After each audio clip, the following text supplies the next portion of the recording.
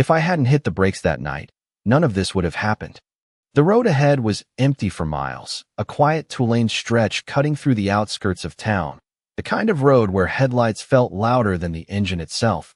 And Daniel Carter kept his eyes steady on the asphalt, one hand on the wheel, the other resting near the cup holder where a cold coffee had been sitting untouched for over an hour. While in the back seat, Sophie hugged her stuffed rabbit close, half asleep, her small sneakers tucked under her legs, the dashboard clock reading 9:42 p.m. as the radio played low, a local station murmuring about traffic miles away that didn't matter out here, and everything felt still, predictable, controlled, until it wasn't, because out of nowhere a figure stumbled into the beam of his headlights, sudden and sharp, forcing Daniel to slam the brakes hard enough that the tires screeched against the pavement, the car jerking forward as Sophie gasped awake. And for a second there was only silence, thick and heavy, before Daniel leaned forward, gripping the wheel, trying to process what he was seeing, because standing just a few feet in front of his car was a woman in a torn white dress, the fabric dragging unevenly, her hair loose and disheveled, one hand pressed against her side, as if she had been running for a long time, her breathing visible even from where he sat, quick and uneven, and she didn't move, didn't step back, just stood there like she had nowhere else to go. Like stopping this car had been her only option. "Dad?" Sophie's voice came small from the back seat, her fingers tightening around the rabbit. "Is she okay?" Daniel didn't answer right away, his eyes shifting past the woman for a split second, scanning the dark stretch of road behind her. Something about the way she kept glancing over her shoulder not once, but twice, setting off a quiet alarm in his mind. Because this wasn't just someone lost or stranded, there was urgency in the way she moved, in the way she hesitated before stepping closer to the car, and then she did, slowly, cautiously, stopping just short of the hood, raising one hand slightly, as if asking permission, without words. And when she finally spoke, her voice was low, strained but steady enough to carry through the closed window. "Please, don't stop for long," she said, and Daniel felt that sentence more than he heard it, the kind of sentence that didn't belong on an empty road at night unless something else was coming. And almost on instinct his eyes flicked to the rearview mirror, where at first there was nothing but darkness. But then, far in the distance, two faint points of light appeared, small but growing, headlights cutting through the night, steady and direct, and Daniel's grip on the wheel tightened just slightly as he looked back at the woman, really looked this time, noticing the details that didn't fit together, the dress torn but clearly expensive, the shoes in her hand instead of on her feet, the way her posture held both exhaustion and control at the same time. And behind him Sophie whispered again, softer now, "Dad." She looked scared, and Daniel exhaled slowly, making a decision he hadn't planned to make tonight, reaching for the door handle as the approaching lights in the mirror grew just a little brighter, just a little closer, and the quiet road suddenly didn't feel empty anymore. Daniel pulled the door open but did not step out, not fully, just enough to put himself between the woman and the inside of the car, his body angled in a way that kept Sophie out of sight as much as possible, his voice low and controlled when he spoke. "You need to get in now or keep moving." And the woman hesitated for half a second, her eyes flicking past him again toward the road behind, those distant headlights now larger, clearer, no longer just a possibility, but something closing the distance with intent. And that was all it took. She moved quickly, slipping into the passenger seat without another word, pulling the door shut with a soft but urgent motion, and Daniel was already back behind the wheel, his foot pressing the gas just enough to get the car moving again. Not fast, not yet, just steady, like nothing had changed, like this was still just another drive home. The radio still murmuring in the background until he reached out and turned it off completely. The silence inside the car sharper now, filled only by the sound of the engine and the woman's breathing as she tried to steady it. "Thank you," she said after a moment, her voice quieter now, more controlled but still carrying that edge of urgency that did not belong on an empty road. Daniel did not respond right away, his eyes fixed on the road ahead, but his attention was split, half of it already on the mirror where those headlights were still there, still following the same path, closing in faster than they should have been. And Sophie shifted in the back seat, leaning slightly forward, her small voice careful. "Hi," she said, holding the stuffed rabbit a little tighter as she studied the woman, and the woman turned just enough to glance back, her expression softening for the first time, just a fraction. "Hi," she replied, and for a second the tension eased, just enough to feel human, before it snapped back into place as she looked forward again, her hands resting in her lap. But not still, fingers moving slightly like she was counting something in her head, tracking something invisible, and Daniel noticed everything. The way she kept checking the side mirror without touching it, the way she sat upright despite how exhausted she looked, the way her dress, even torn and dirty, was clearly not something bought off a rack. "You want to tell me what is going on?" Daniel asked finally, his tone calm but direct, and she did not answer immediately. Instead, she looked down at her hands, at the ring that was no longer there, but had clearly been there not long ago, the faint marks still visible on her finger, and when she spoke her words came carefully, measured. "I just need you to keep driving," she said.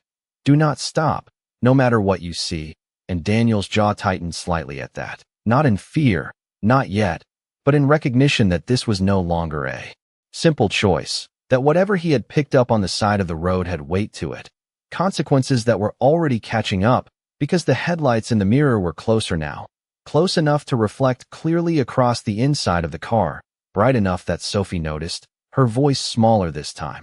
"Dad, that car has been behind us for a while," and Daniel adjusted the mirror slightly, pretending it was nothing, but his mind was already moving, mapping the road ahead, the turns he knew, the side streets that did not show up on navigation, and beside him the woman finally exhaled slowly, as if deciding something. "They are not going to stop," she said quietly, not looking at him, her eyes fixed forward. "They do not lose things." And Daniel glanced at her briefly, just long enough to catch the meaning behind that sentence, the kind of meaning that came with people who had rules, who enforced them, and did not accept exceptions. And for the first time since she got into the car, he asked the question that mattered: "Who are they?" And this time she did not hesitate, her answer low, steady, and final. "The people I was supposed to marry into," she said, and the headlights behind them grew brighter still. Daniel did not slow down, not even a little, but the way his hands settled on the steering wheel changed, firmer now, more deliberate, as if something had quietly shifted inside him. "That is not an answer people usually give on a back road," he said, his voice even, controlled, and the woman let out a faint breath that might have been a humorless laugh. "It is the only answer I have," she replied, her eyes still forward, tracking the darkness ahead as if she expected it to move, and behind them the headlights adjusted, not drifting, not passing, just staying locked at the same distance like they were waiting, watching, and Sophie leaned forward again, her voice softer but more certain this time. "Dad, they are still there." And Daniel nodded once, not turning. "I see them," he said, and then he did something small that did not match the calm in his tone. He reached down and turned off the interior display lights, dimming the cabin just enough that the reflections on the windshield disappeared, making it easier to see outside without being seen. And the woman noticed, her gaze flicking toward him for the first time with something new behind it. Not fear, not yet, but awareness. "You have done this before," she said quietly, and Daniel did not answer that, not directly. Instead, he eased the car slightly to the right, letting the speed drop by just a few miles per hour, subtle enough that it would not look intentional, and the headlights behind them responded, closing the gap just a little too quickly, confirming what he already suspected. "They are matching us," he said, more to himself than to her, and Sophie pulled her rabbit closer, her small voice careful. "Are they lost too?" And the woman turned again, her expression softening just enough to meet the child's eyes. "No," she said gently. "They know exactly where they are." And Daniel exhaled through his nose, his mind already working ahead, counting distance, exits, the curve in the road coming up in less than half a mile. A narrow turn that most people missed if they did not know it was there, and beside him the woman shifted slightly, her hand brushing against the door handle before pulling back, not trying to open it, just checking it, like someone who had learned to always know their options if they get close, she said, her voice lower now, more urgent without rising. "Do not stop, no matter what they do." And Daniel glanced at her briefly, just long enough to catch the seriousness behind that statement, the kind that came from experience, not imagination. You keep saying that, he replied. But you have not told me why. And this time she hesitated longer, her eyes dropping again to her hands, to that faint mark where the ring had been, and when she spoke her words came slower, heavier. Because once they catch up, she said, they will not ask questions.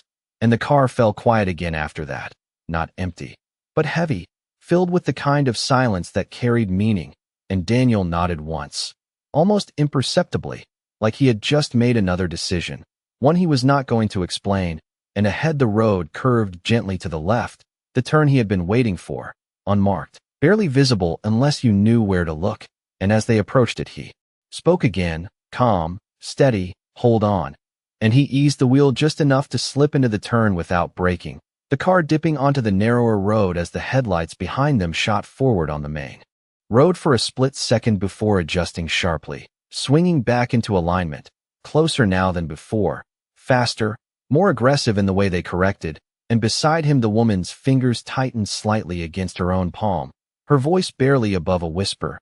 They are not going to let this go. And Daniel's eyes stayed on the road ahead, dark and unfamiliar to anyone who did not live near it. But to him it was something else entirely, something mapped, remembered, controlled, and for the first time since she had stepped into his car, he asked a different question, one that changed the direction of everything. What is his name?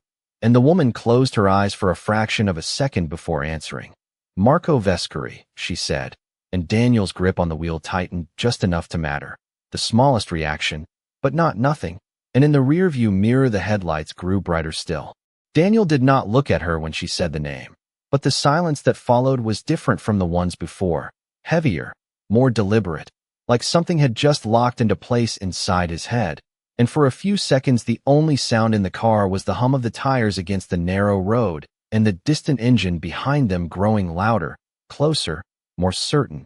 You know him, Clara said quietly, not as a question but as a realization, and Daniel's eyes stayed forward, focused on the thin strip of pavement lit by his headlights. I know the name, he replied, his tone flat, controlled, and that was enough to confirm it, her posture tightening slightly, not in fear this time, but in calculation, as if she was reassessing everything about the man she had just trusted with her life.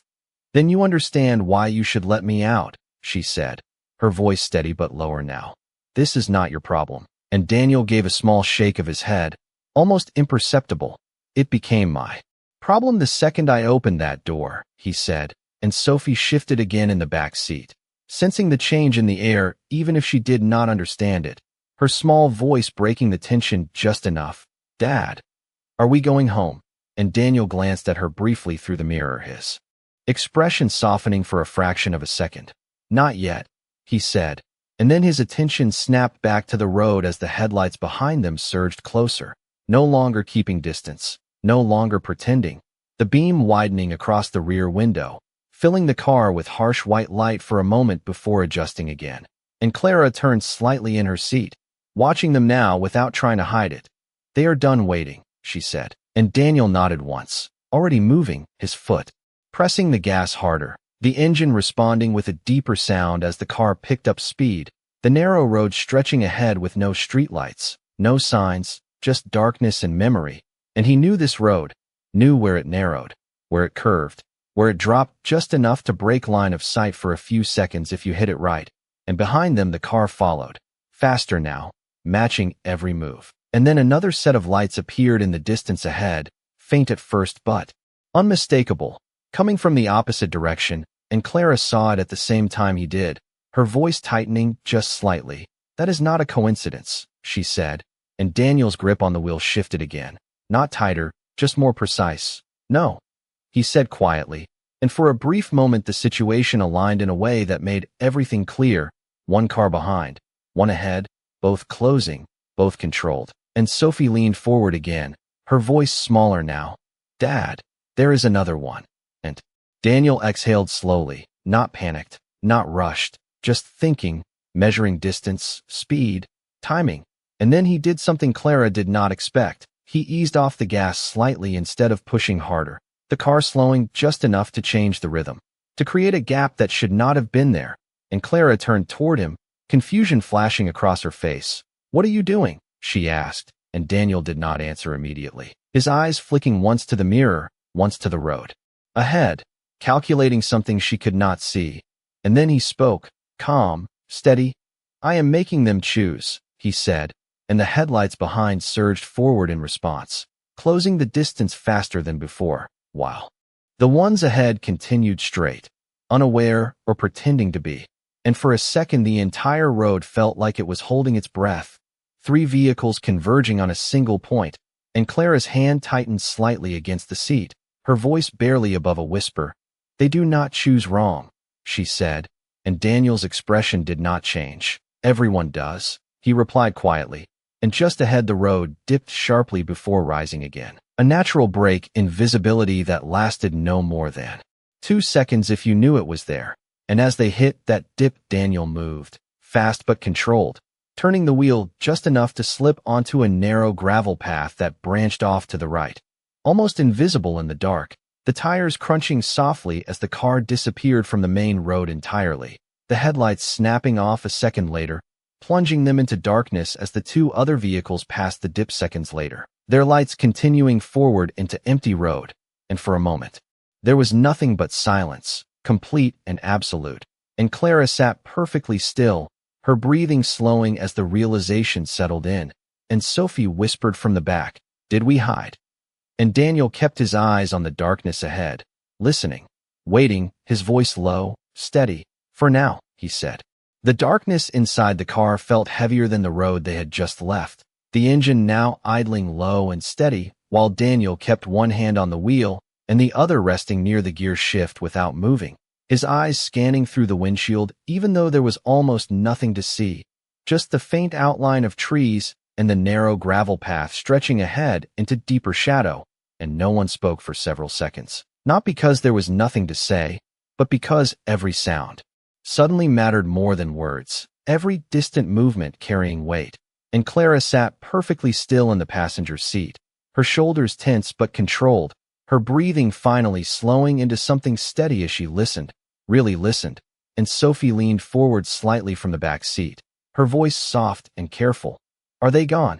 And Daniel did not answer right away, his head tilting just slightly as he focused on something beyond the car, something distant. And then it came, faint at first but unmistakable, the sound of engines passing on the main road they had just left, moving fast, not slowing, not stopping. And the light from those cars flickered briefly through the trees before disappearing again. And only after that did Daniel speak, his voice low, measured. "They missed the turn," he said. And Sophie let out a small breath she had been holding, sinking back into her seat. Just a little, while Clara closed her eyes for a second, the tension in her shoulders easing but not disappearing, not fully, because she knew better than that. "They will come back," she said quietly, opening her eyes again and looking forward into the dark. "People like them do not stop looking." And Daniel nodded once, not disagreeing, his gaze still fixed ahead. "I know," he replied, and then he shifted slightly in his seat, his posture changing from waiting to planning, the kind of shift that did not look dramatic but carried intent. "Which means we do not stay here long," he added, and Clara turned toward him again, studying his face more carefully now, trying to understand the man she had stepped into a car with on instinct alone. "You are not surprised," she said, and Daniel gave a faint exhale that might have been a quiet acknowledgement. "I do not like surprises," he answered, and Sophie's voice came again, small but curious. Why were they following her? And Clara hesitated, her eyes flicking briefly to the child in the mirror, and then back to the windshield, choosing her words carefully. "Because I left somewhere I was not supposed to leave," she said, keeping it simple, safe. And Sophie nodded slowly, like that made sense in the way children accept things without needing the full picture. And Daniel reached forward and turned the headlights back on, but only to the lowest setting, just enough to see the path without announcing their position, and the soft beam revealed more of the narrow trail ahead, uneven, lined with trees. Not a road most people would take at night unless they knew exactly where it led, and Clara noticed that too, her voice quieter now, more focused. "You knew this was here," she said, and Daniel shifted the car into gear slowly, easing forward at a controlled pace, the tires crunching lightly over gravel. "I know a few roads that are not on maps," he replied, And that answer hung in the air for a second, not complete, not fully explained, and Clara leaned back slightly, processing it, the pieces starting to connect in ways she had not expected. Because the man beside her was not reacting like someone caught in a situation, he was moving like someone who had already stepped into it by choice. And behind them the night remained quiet, but not empty, never empty. And Daniel checked the mirror one more time before speaking again, his tone steady, decisive. We need distance, and then we need a place they will not think to look. And Clara watched him for a moment longer before asking the question that had been building since the moment he did not react to the name she gave. And you know a place like that? And Daniel's eyes stayed on the road ahead, his answer coming without hesitation. Yes, he said. And then after a brief pause, just enough to shift the meaning, he added, but once we go there, we are not just hiding anymore. And Clara felt that sentence settle in, heavier than anything before it, because it meant something had changed, something irreversible. And Sophie hugged her rabbit again, her voice soft but certain. Dad, we are going to be okay, right? And Daniel's grip on the wheel steadied, his voice calm, controlled, and absolute. Stay with me, he said, not answering the question directly, but giving something else instead, something stronger. And the car moved deeper into the darkness, away from the road, away from the lights, into a place that felt less like escape and more like a decision. The gravel path stretched deeper into the trees, narrowing just enough that branches brushed lightly against the sides of the car as Daniel kept the speed low and controlled. The headlights dimmed to a soft glow that barely reached beyond 20 yards, and the further they went, the more the outside world seemed to disappear. No distant traffic, no passing lights, just the quiet hum of the engine and the occasional crunch beneath the tires. And Clara sat forward slightly now, no longer just reacting but watching, studying every move Daniel made. The way he handled the wheel, the way he anticipated turns before they appeared, the way he never hesitated. And it was becoming clear to her that this was not improvisation, this was familiarity, and that realization shifted something inside her. You have done more than just drive these roads, she said quietly, her voice steady but edged with curiosity. And Daniel did not look at her, his eyes fixed ahead. I have lived near them long enough, he replied, simple, controlled, but not complete. And Sophie shifted again in the back seat, her voice softer now, more relaxed but still aware. It is really dark out here, she said, pressing her face slightly toward the window before pulling back. And Daniel reached over without looking and adjusted the heater slightly. A small gesture, automatic, grounding. We will not be here long, he said. And the car continued forward for another minute before the path widened just enough to reveal something ahead. A faint outline at first, then clearer as they approached, an old wooden structure set back from the road, partially hidden by trees, its silhouette simple but solid. A single-story building with a covered porch and no lights visible from the outside. And Daniel slowed the car even more, easing it toward the side of the structure before turning off the engine completely. And just like that, the sound disappeared, replaced by a deeper silence that felt almost intentional. And for a moment none of them moved, as if the stillness itself required permission. Where are we? Clara asked, her voice low, cautious, and Daniel finally turned his head slightly, just enough to acknowledge her. A place people stopped looking for a long time ago, he said. And that answer settled heavily, not because of what it explained, but because of what it did not. And Sophie leaned forward again, her curiosity returning in small pieces. Is this your house? She asked, and Daniel gave a faint shake of his head. Not exactly, he said, and then he reached into the center console, pulling out a small flashlight and clicking it on.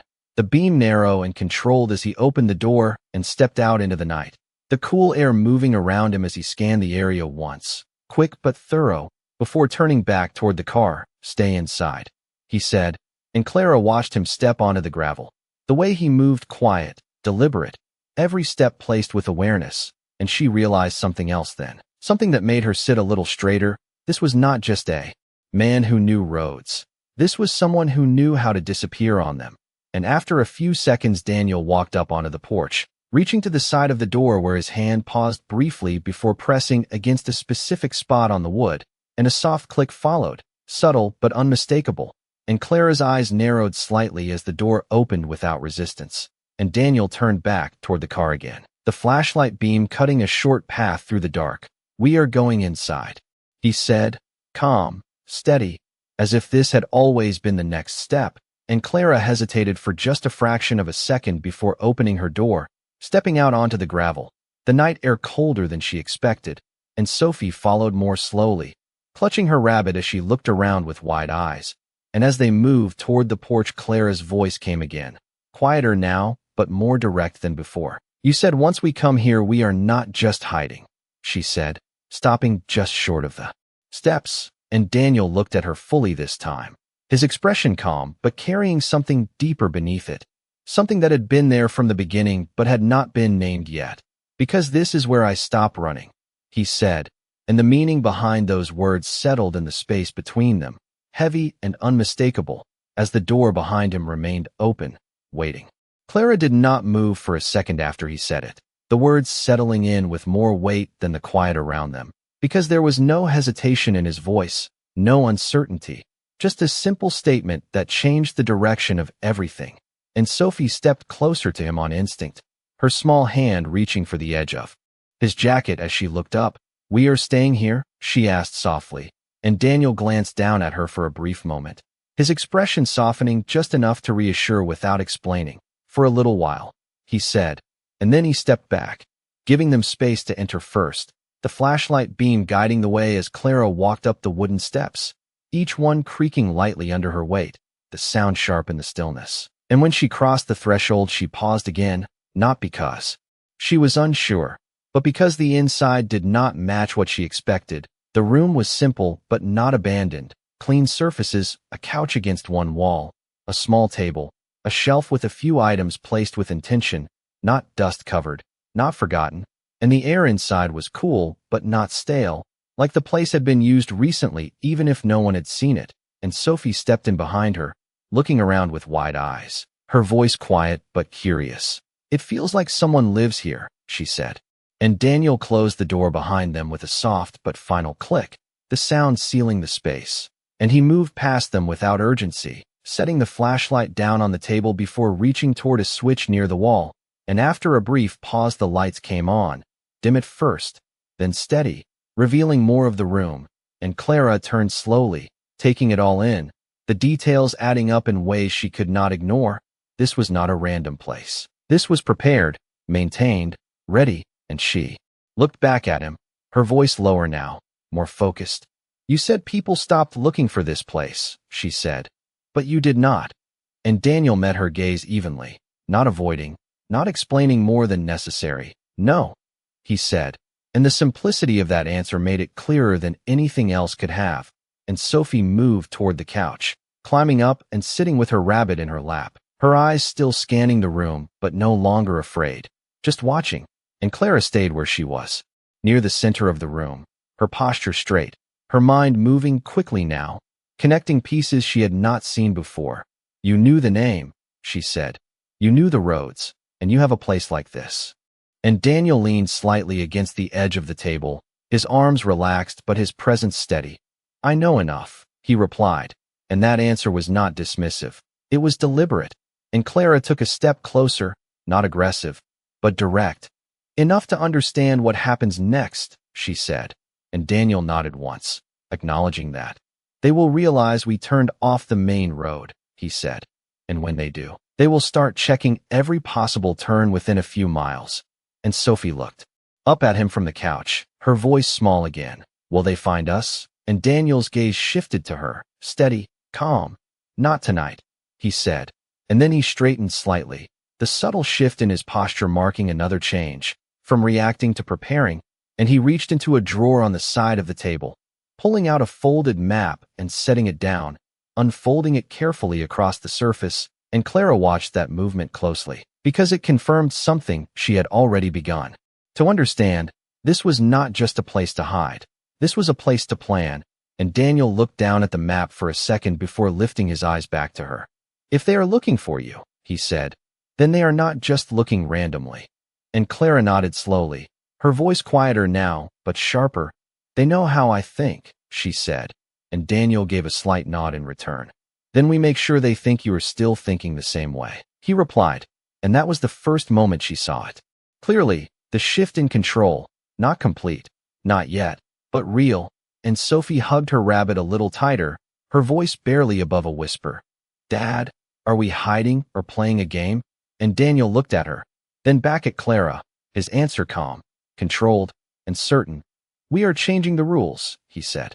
Clara stood over the table now, her eyes fixed on the map as Daniel's finger traced a narrow stretch of road that curved along the edge of a wooded area before disappearing into a cluster of unmarked routes. And the way he moved across the paper was the same way he had driven, precise, familiar, controlled, not guessing but remembering. "They will not search everywhere at once," he said, his voice steady.